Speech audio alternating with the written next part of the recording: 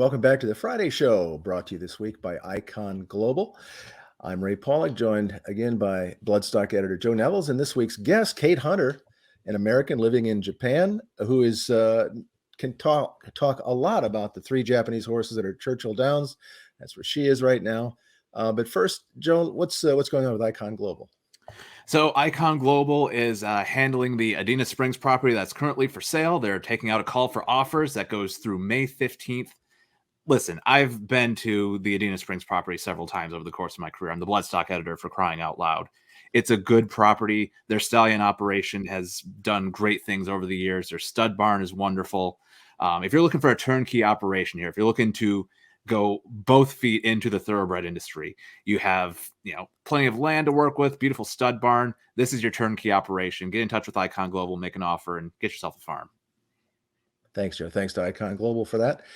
Kate, we used to see Japanese horses coming to America, coming to Europe for major races, and they were more of a curiosity than anything else. But in the last few years, Breeders' Cups, European races, Dubai and Saudi Arabia, they have been winning in bunches. And there are now three horses looking at the Kentucky Derby, Derma Sotogake, Continuar, and Mandarin Hero, who's on the outside looking in right now. What is going on with the success of the Japanese horses right now? Well, part of it is more of a numbers game, a numbers strategy. If you look at the numbers that are going to Saudi Arabia, the numbers that are going to Dubai, and then the number we had like in 2021 who went to the Breeders' Cup, we had the numbers to where losses would have been actually more embarrassing than anything else. So when you're bringing so many horses, our odds start to go up. So I'll throw that out there first, because a lot of the horses also that we're bringing are just better horses than we've brought before. We have sent horses in the past that had talent, had ability, but abroad maybe they just kind of were that extra step behind. But since we've sent those kind of horses in the past, Japan has gained that experience of having, okay, this is how we send horses abroad so they can come back and still be viable. So now they feel more confident sending better horses with each given year overseas. Lonnie walked so Derma Sotogake could run. Pretty much, yeah. So looking at the pedigrees of these horses, I mean, the three Kentucky Derby horses, or Kentucky Derby pointed horses, I mean, you have one that's by Mind Your Biscuits, great sprinter in the U.S. You have one that's by Dre Fong, champion in the U.S. You have one that's by Shanghai Bobby, who started, a champion in the U.S., started his career here. These are an awful lot of familiar pedigrees that are coming back here and, potentially going to do some big things, in the U.S., have already done big things worldwide. What does it say about the state of the, both the Japanese program and where the American program is sort of catching up with that these American pedigrees are, doing so great in Japan and could come over here and do some damage in American races? Well, Mr. Bloodstock editor, that's the other kind of, I think, ingredient in what the Japanese have done so well is they really mixed their breeding stock over the past decades. We're going all the way back to the 90s, where you had Tony Benn and Sunday Silence coming at the same time. Mm-hmm. Northern Taste, all of these random different pedigrees that were obviously, they were quality horses based on the results that they had, but they weren't necessarily the kind of pedigrees that their local jurisdictions were wanting. So they were able to import them into Japan, and they continue to look for those kinds of. They look for the kind of that nugget that they want. They're like, that part in that horse would be a really good piece to add into my pie. That might add a unique flavor. That might change a little bit. And so you really see that when they're going for the stallions that they've imported probably over the past 30 years, is just how uniquely all the different flavors of the rainbow are in there. And you really see that's coming out in a lot of these horses, because when you look at your Derma Sotogakes, it's, Mind Your Biscuits shouldn't be able to stay 10 furlongs. But you look at his pedigree and look at the female side and everything that's mixed in there, it works. So he brings the speed, and the rest of it's bringing the stamina. The Japanese racing at the JRA level, at least, is mostly turf still. the dirt racing is getting better.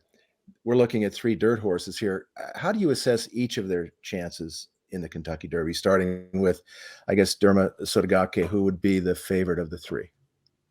When I'm recruiting horses, dirt horses always make me the most nervous because it's a completely different surface in Japan versus the United States. And so for me, How having so? How so is that? How is it different? you've just got kind of a deep washed sand versus the clay and this dirt and all that other stuff put together. Okay. So you have a much firmer surface here. And it's kind of interesting is to talk to the Japanese as they travel. Probably Saudi was a fluffier kind of a dirt. They said it was a lot more. The word was fluffy, but so it was probably a little more closer to the Japan kind of fluff, and how soft it was. And then you went to Dubai, it was a little bit harder, and then here it's even a more firmer surface. So when you're recruiting, you have to look at those horses that can run on turf, that have some basic turf ability, and that's something that Derma Sotogake had. He had in his first early races, they weren't great runs, but he was able to finish okay in some turf racing, which means he could handle some firmer ground. That's absolutely vital when I'm looking at horses that might come over. The next step would be a really rainy day in Japan, because that water will make the sand a lot firmer as well, and maybe speed up the race or something like that. So you have to look for horses that can do that. And Derma Sotogake has shown that he can handle that firmer surface. And his improvement from Saudi to Dubai, I think, also helps give me more confidence in him. And his running style was really something else too. Like when I watched his UAE Derby run, the first name that came to my mind was Justify. Like that was the kind of thing that, he would get to that lead, find a nice cruising speed, and then have enough left in the tank to, kick on at the end. That's a Derby winning trip to me. Like he's not necessarily my pick right now, but he's on my radar. I'm really impressed by him. I've been very, very pleased to see how he's developed. I've been very happy for Mr. Yoshida, who bred him, and very happy for his owner, Dr. Asanuma, as well, being his first big horse here at the I guess the twilight of life. To have a big horse like this to be able to run in the Kentucky Derby has to be just an amazing feeling. Mm-hmm. So also in the field is Continuar. I believe he got the Japanese Road to the Derby invite, but he also ran very well in the UAE Derby as well. Tell us a little bit about him. Well, he's been one of those horses. He's constantly there, and I kind of get the feeling that he bloomed as he had that peak as a 2-year-old where he won that first Kentucky Derby race, and I kind of have the feeling he's cooking up another one. So he'd be kind of that dark horse that I'd be real worried about, because you just don't know when he's actually going to pop up there. I think his run in the UAE was more promising than it probably looks on paper. If you need to kind of watch the race and break it down bit by bit. So the trip will make a big difference for him, I believe. I think the change in the racetrack, the Maidan's more bigger, the smaller track will probably really benefit him as well. Mandarin Hero comes not from the JRA racetracks of Tokyo and Nakayama and some of the others, but comes from a second circuit, the National Association Racing, NAR. What's the difference between the two in terms of quality overall? Well, the quality, there can be a quite significant drop in quality when you go from the JRA to the NAR. Basically, all of the best horses, best pedigreed horses, typically make their start in the JRA, typically are headed towards the JRA. And then I guess, for lack of a better term, you could say kind of like fall into the minors, perhaps. Mm-hmm. And so every once in a while you get some horses in there, and these are going to be some deep cuts, but like Ogre Cap, who was able to go from the NAR to the JRA. And everyone, you can go from the minors to the majors, but it's a really hard hop. You're better off starting in the majors and just hanging on as much as possible in the JRA style anyway. But that said, Oi Racetrack, where he is based, which is just inside Tokyo, and there's actually it's a four racetrack circuit in Tokyo called Minami Kanto. There's 4 tracks. They kind of each week a different track gets to run. It's a nice little atmosphere there. They're great. They have night racing. It's a lovely environment. And but OI, of those four even, and of all the tracks in the NAR, it is the highest quality. So he's coming from the best that the NAR dirt only circuit has to offer. And then what does he bring to the table himself in terms of a sort of potential Kentucky Derby competitor? Obviously impressed so much in the Santa Anita Derby. I'm bummed he doesn't have the points right now. I really want to see him do some damage. I want to see this horse in the race after seeing that effort. After seeing that effort, absolutely. I was like, it's always one of those things where when you're recruiting horses for the dirt, and again, because the surface is so different, you're like, I don't want to bring someone in to a situation that is kind of like, I don't want them to drown. Mm-hmm. And so, I'm always worried about that. And that's happened to a lot of the dirt horses that I brought over. Unfortunately, they can't stay at that level because dirt racing, the sprints here can be really hard. They're really fast. It just burns you out. And so I'm always in the back of my head, like, oh my God, I don't want to put you in a bad situation. And then this guy just boom. And it was truly remarkable. And he's exactly the kind of horse that you want to find, and then you want to hold on to and get him into those races. Mm-hmm. So I really hope he has the opportunity to come here because, 3 is better than 2.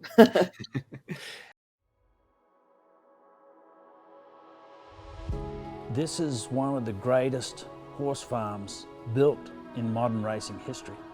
The way this farm was developed makes it a premier facility to raise a horse. It has 20 horse barns. It has 25 homes for employees. You appreciate the fact that he took a blank canvas and developed it to one of the finest horse farms in all of America. You've mentioned a couple times that you've recruited horses. Could you talk a little bit about your role? Because you help recruit horses for not just the Kentucky Derby, but for the Breeders' Cup, and I assume other races around the world. So talk a little bit about what you do there, and how did a girl from Tennessee, right, end up in Japan doing this? It's a fascinating story. Sure, yeah. I work for Churchill Downs. Obviously, the American Triple Crown is kind of a set. I also work for the Breeders' Cup. I'm their Japan-based representative. I work for Keeneland. I work for New York Racing Association, and I've been recruiting for the Stronach Group on the side for a bit as well, trying to get some horses over there in October for those Breeders' Cup prep races. And then also working on the Pegasus. Getting horses at Florida is pretty hard. It's just logistically. Yeah. But there's such a good atmosphere. The one horse we did get over there in 2019 had a wonderful time. So I'm really hoping we'll be able to, as more and more Japanese travel, they're looking for more and more opportunities, and the United States has a lot to offer. So my role is because I'm based in Japan, and I guess partially because I am American. I kind of become this automatic signboard walking around the racetracks and the various training centers. They see me, they automatically know American racing, and they can come up and ask me any questions they want. Even if it's not a racetrack I don't represent, I'm glad to help them, figure stuff out. Because there's so many Group 1s all spread out all over the United States. You never know where a Japanese horse might end up. Given their interests and the distances, and one thing that the Japan lacks is kind of a nice diverse, like it's all weekends, it's all very tight. You've got it's the same schedule every year, not a lot of change, and if you've got a horse that just needs something extra, travel's perfect for that. And so, especially the dirt horses, which have a lot more limited options, America's got a lot to offer. So my job is to make sure that the trainers and the owners know that there are options out there for you, even if it's in Pennsylvania or Ohio. So how did you? Oh, I'm sorry. Go ahead, Ray. You studied Japanese in school and went just on your own to be a teacher over there at first. Is that correct? Well, yeah. When I was Japanese cartoons apparently can take you very far in life. I liked Sailor Moon when I was a little girl, and so I decided I didn't want to be a translator. I wanted to be the person who knew the language to do the job. So I started studying Japanese on my own. Then I went to college, majored in Japanese studies, and I moved over there. I wasn't quite sure what I wanted to do at first. I worked for a car company for a little while, which was not very enjoyable for me.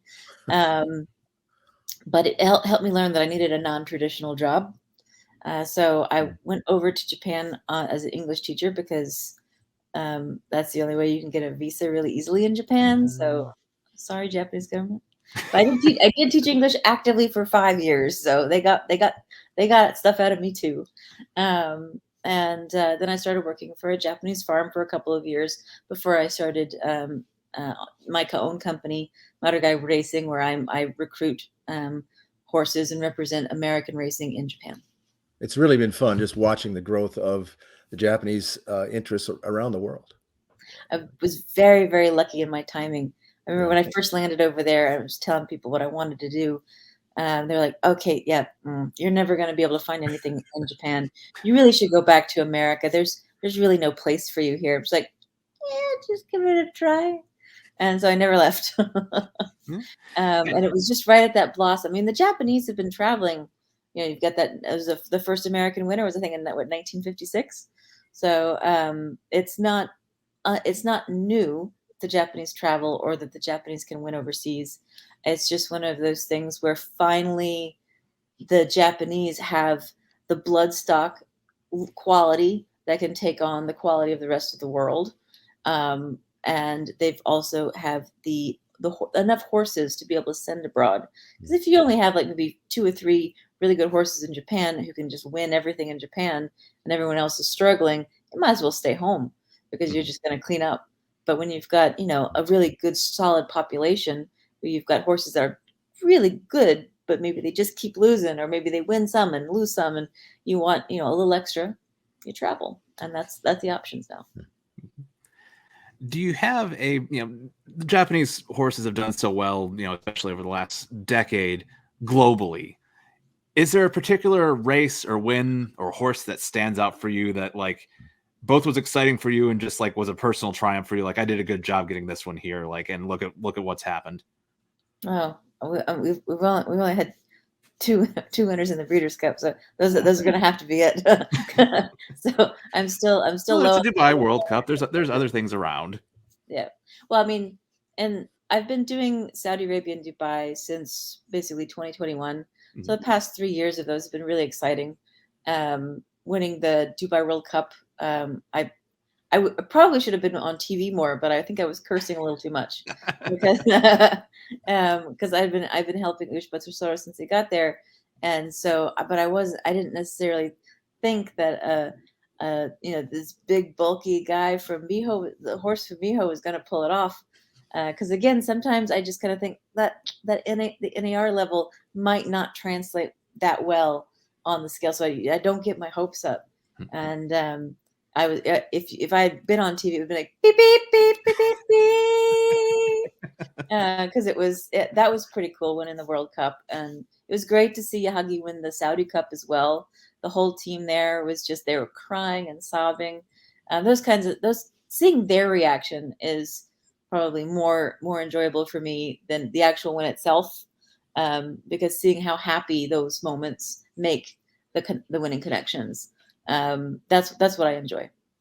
If you could compare training methods from Japan to the U.S., what are some of the bullet points that are differences in Japan? I think there's a longer focus on probably ridden warming up and ridden cooling down. I mean, a lot of the times you're looking at the Japanese spending probably about an hour to an hour and 20 minutes under tack outside on the horse. If they could spend that entire time out on the track, they will. And that's what we've been trying to get for them while they're here at Churchill, because they're not necessarily going in laps and laps and laps like your Lonnies, but they will be in the chute doing footwork, or they'll be doing in the chute just walking in big circles, cooling out, because that's what they do in Japan. That's kind of what they're used to, walking. That's why I think that's actually another reason why they love Dubai. I've heard the Americans don't like Dubai because they have to walk so far. It's like a 30-minute walk from the barns all the way to the racetrack. But the Japanese love it because all they have to do is get on the horse, walk all the way there, do their training, and they still do footwork, and then like a lap or two, and then they got to walk all the way back, and they absolutely adore it, and because it fits perfectly into their training. Well, Kate, we appreciate you taking time. I know you've got a busy couple of weeks ahead of you. I saw you had some of the lads that traveled with the horses at the Kentucky Derby Museum. Yeah, we went to the museum. We're gonna go see some stallions later in the week. Oh, good. Nice. And hopefully try and make it over to see some Keeneland racing. And because everyone wants to go to Keeneland, just having two meets once over the year for just 1 month. It's a very narrow room to try and find a runner. But hopefully, my hope is that like seeing with the success of like your Mandarin Heroes at the Santa Anita Derby, there'll be a lot more hopefully Kentucky Derby potentials trying to come to the United States to get into the Kentucky Derby through the traditional road. And I think that would be more exciting. So you might see more of me and more of my horses. So look out, guys. And the Kentucky Derby is a big prize, but isn't the Arc de Triomphe the one that the Japanese horsemen really, really want to win the most? Yes, from a Japanese traditional perspective of what's the white whale? The white whale is the Arc de Triomphe. And they will win it. I think at the moment they should have won it probably multiple times. Yeah. It's a thing where the weather conditions are just the exact. If anything could be more not what the Japanese horses like, it would be the weather every year at the Arc. When you've got that much rain, that softer ground, that is the exact. If you want to say what will make the Japanese horse lose, that ground will. Yeah. They can't handle it because they don't have it in the United States. And that's the one thing that they haven't been able to breed for. If you watch their stallion importation and some of their mares, you can see they tried, but those stallions did not. If you look at was it Novelist? And then there was like Harbinger, Workforce. You had some of those kind of come in, and the goal was to kind of breed some more of that, maybe that softer ground likability. There's no soft ground in Japan. And when it is soft, it ain't that soft. Well, Kate Hunter, thank you so much for taking the time. And this has really added a new dimension to the Kentucky Derby with the Japanese horses here. And we've seen what they can do around the world. And I think everybody is taking them seriously in this year's Derby. So thanks again for joining us. The Friday Show, thanks to Icon Global for their sponsorship. And we'll see you next week.